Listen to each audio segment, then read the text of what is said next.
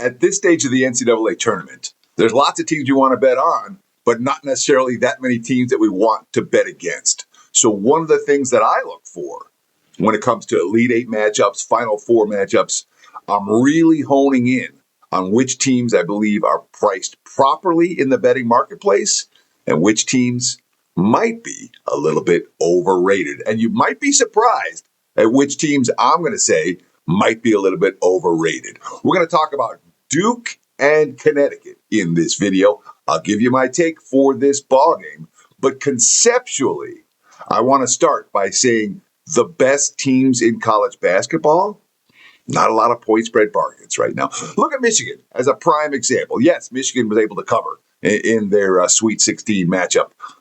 They covered by a bucket or two. Certainly didn't win by margin against the spread, but that's a Michigan team that had been 7-16 against the spread in their previous 23 games. Is that because Michigan's not good? No, Michigan's as good as any team in the country. The issue for the Wolverines and for the Blue Devils is their statistical profile. Michigan with a net rating of plus 38.1, looking at the KenPom.com,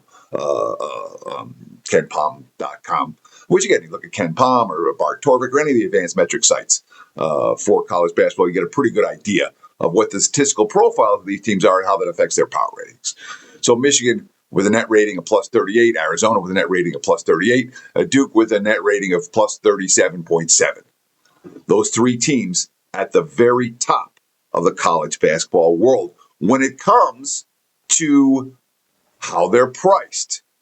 Why is Duke laying 5.5 in this game? And again, looking at the odds logic live odds screen, Duke -5, -5.5 at some of the books. Total sitting 133.5, 134 for this one. And guys, by the way, free trial, oddslogic.com/Teddy. Check it out. It's cool. It's free. It takes about a minute to sign up. And you get live lines. And that helps. Makes a big difference in my world. I keep it open 24/7, basically. Over here, so whenever you see me looking over there, I'm looking at my Odds Logic live on screen. Check it out. Again, oddslogic.com/Teddy. But Duke's 5.5 at a couple of books, total 133.5/134. And why are they favored by this price range? Because of that net rating number for Duke. Sitting at 37.7. They have been priced like a truly elite team, which they are. But the betting markets aren't sleeping on it. So what happens when you have a team that's being priced through the roof like Michigan? We know how good they are. They haven't covered numbers. Look at Duke. We know how good they are. Duke has been covering numbers too. I got them 2-5 the last 7 for the Blue Devils. They have not been moneymakers for their backers in recent weeks. They haven't been moneymakers for their backers in the ACC tournament. And they haven't been moneymaker backers for their backers here in the Big Dance. The one cover they got against TCU in the Big Dance came by less than a bucket.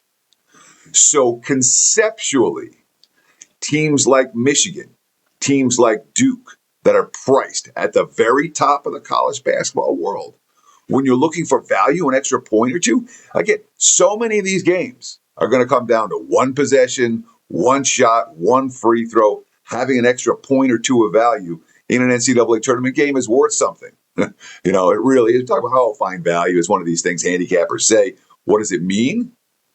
This is what it means. When you find a spot like this, and Duke's laying 5, and Duke's priced through the roof, and Duke's not covering numbers because of that statistical profile that's as elite as it is, what do you say? You look at the other side is what you say.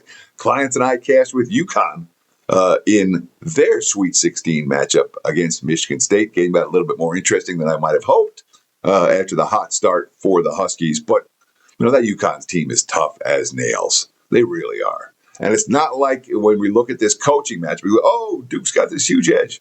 What's John Shire done? Hurley's got 2 national titles. Shire's got 0. So to me, this feels like a one-possession game. And when you're catching 5 in a one-possession game, you take the dog, plain and simple. And it's not anything that's not rocket scientist. Well, it's not a game where I'm betting every cent that I have. Oh, back the Binks truck. Back the Brinks truck up to the betting window and bet everything you have. No.